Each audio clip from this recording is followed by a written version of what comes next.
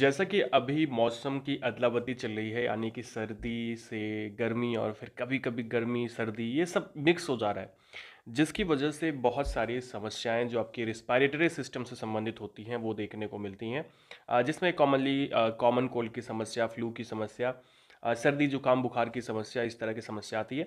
दोस्तों, इन्हीं प्रॉब्लम्स में से एक प्रॉब्लम होती है जो मौसम बदलने के साथ में होती है, खास करके बच्चों में। लेकिन ज़रूरी नहीं कि बच्चों में, बड़ों में भी हो सकती है, और ये समस्या है टॉन्सिलाइटिस की। देखो, टॉन्सिल्स क्या होते हैं, तो गले में अगर आप जाएँ तो पीछे के साइड में छोटे-छोटे गोल सी संरचनाएँ दिखती हैं। वो एक्चुअली आपको ऐसे दिखेगी नहीं डायरेक्टली, उसको हम लोग टॉन्सिल्स बोलते हैं, और इसी के इन्फ्लेमेशन को टॉन्सिलाइटिस बोलते हैं। तो इस वीडियो में हम डिटेल में बात करने वाले हैं टॉन्सिलाइटिस के बारे में, कि ये होता क्या है, क्या सिम्टम्स आते हैं लोगों में। इसके अलावा इसके ट्रीटमेंट के लिए कौन से इंस्ट्रक्शंस और कौन सा ट्रीटमेंट दिया जाता है, कौन सी मेडिसिन दी जाती है, तो वीडियो को लास्ट तक देखिएगा। और दोस्तों, चैनल को अभी तक सब्सक्राइब नहीं किया है तो ज़रूर करिएगा। तो चलिए शुरुआत करते हैं वीडियो की। दोस्तों, मैं हूं नीरज राय और आपका स्वागत है फार्मा हर्ट्स में। दोस्तों, जैसा कि मैंने आपको बताया कि टॉन्सिलाइटिस की प्रॉब्लम होती है टॉन्सिल्स में इन्फ्लामेशन। ये तब होता है जब मौसम अलग से चेंज होता है, या फिर कोई भी और रीज़न हो सकता है, खास करके वायरल इन्फेक्शन या फिर कई बार बैक्टीरियल इन्फेक्शन की वजह से। ज़्यादातर जो वायरल इन्फेक्शन होता है उसकी वजह से आपको टॉन्सिलाइटिस की समस्या देखने को मिलती है, यानी कि जो फ्लू की कंडीशन होती है उसी वजह से टॉन्सिलाइटिस होता है। ठीक है, कई बार सर्दी जुकाम में, कॉमन से सर्दी जुकाम में या फिर कॉमन कोल्ड की समस्या में भी आपको टॉन्सिलाइटिस हो सकता है। अच्छा, टॉन्सिलाइटिस होता है तो क्या प्रॉब्लम्स आती हैं, क्या सिम्टम्स दिखाई पड़ते हैं, अगर इसके बारे में बात करें तो अलग अलग व्यक्ति में अलग अलग सिम्टम्स आते हैं, लेकिन कुछ कॉमन सिम्टम के बारे में मैं बात करने वाला हूँ।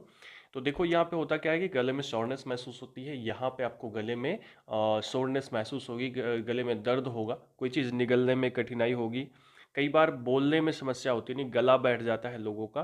तो अगर गला बैठने की समस्या है, साथ में फीवर की समस्या आ सकती है, ठंड लग सकती है, चिल्स महसूस हो सकती है, और ठंडक के साथ आपको फीवर आ सकता है।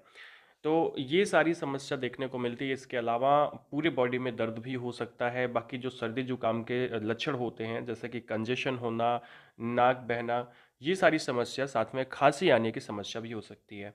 तो कहने का मतलब पूरा का पूरा आपका वही जुकाम वाली समस्या होती है, और उसी के अंदर में आपको गले में शोरनेस, गले में गला बैठना, और फिर अगर आपको निगल रहे हैं कोई चीज़ तो निगलने में परेशानी होती है। इस तरह की समस्या होती है। बच्चों में टॉन्सिलाइटिस ज़्यादा होता है, बड़ों में भी होता है, कोई ज़रूरी नहीं कि बड़े में नहीं होगा, लेकिन बच्चों में ये ज़्यादातर होता है। दोस्तों, अगर अब हम बात करें कि कौन सा ट्रीटमेंट देते हैं और कौन सी इंस्ट्रक्शंस दी जाती हैं आपको, तो सबसे पहले हम इंस्ट्रक्शंस के बारे में बात करते हैं और कुछ बिना मेडिसिन के इलाज की बात करते हैं।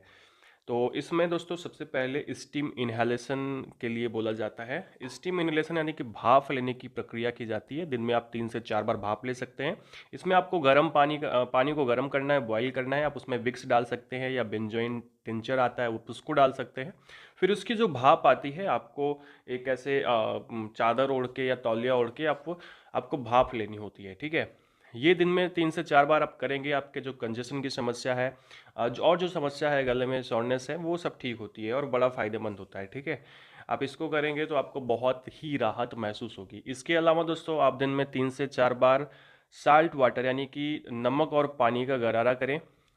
हल्का सा पानी गुनगुना कर लें, उसमें नमक डाल के, आप कोई भी नमक ले सकते हैं, सेंधा नमक आप पे तो ज़्यादा अच्छा रहेगा, बाकी कोई भी नमक लीजिए। उसका दिन में 3 से 4 बार गरारे कीजिए, आपके गले की जो समस्या है वो भी ठीक हो जाएगी। इसके अलावा दोस्तों, कुछ हम लोग मेडिसिन्स का यूज़ करते हैं, मेडिसिन्स देते हैं, और वो मेडिसिन्स क्या क्या होती हैं, तो इसमें एक एंटीबायोटिक दी जाती है। इसके अलावा एक एंटी इन्फ्लेमेटरी मेडिसिन दी जाती है, शरीर में दर्द वर्द होता है उसके लिए और इन्फ्लेमेशन के लिए। इसके अलावा एक एंटीपायरेटिक दी जाती है अगर आपको फीवर होता है तो, और एक आयुर्वेदिक मेडिसिन जो सर्दी जुकाम के लिए होती है। तो कौन कौन सी मेडिसिन हम दे सकते हैं दोस्तों? एंटीबायोटिक में आप दे सकते हैं एरिथ्रोमाइसिन, एक्चुअली एरिथ्रोमाइसिन टैबलेट दी जा सकती है। बच्चा है तो उसे सिरप यूज़ कर सकते हैं। सिरप यूज़ करें तो दिन में 3 बार, 1-1 चम्मच, 2-2 चम्मच, या फिर अगर आप टैबलेट यूज़ कर रहे हैं तो दिन में 2 बार आप यूज़ कर सकते हैं। ये आपको 5 दिन तक आपको यूज़ करना है, यानी 5 दिन का ट्रीटमेंट होता है। इसके अलावा एक एंटी इन्फ्लेमेटरी देते हैं, जैसे आपको आइबुप्रोफेन दे दिया जाता है तो आप आइबुप्रोफेन ले सकते हैं। बच्चा है तो सिरप ले रहे हैं, और अगर बड़े हैं तो आप टैबलेट ले सकते हैं। इसे भी दिन में 2 बार, और अगर सिरप ले रहे हैं तो दिन में 3 बार। और जो है ये भी 5 दिन तक, यानी कि पूरा का जो ट्रीटमेंट मैं बोल रहा हूँ वो 5 दिन तक आपको करना होता है।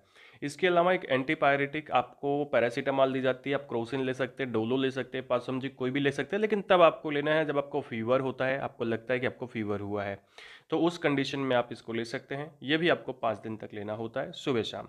तो ये तो हो गई मेडिसिन। इसके अलावा दोस्तों, अगर आपको ये जो टॉन्सिलाइटिस की समस्या आ रही है वो लगातार हो रही है, बार बार हो रही है, तो आपको क्या करना है, एक हिमालय की टैबलेट आती है, सेप्टिलिन नाम से आती है। इसकी 2-2 टैबलेट्स आपको सुबह शाम लेनी होती हैं, और आप दिन में 3 बार भी ले सकते हैं, दिन में 2 बार भी ले सकते हैं, और ये आपको लगातार 1 महीने या 2 महीने तक लेनी होती है, और परमानेंटली आपका जो सर्दी जुकाम बुखार है वो ठीक हो जाएगा।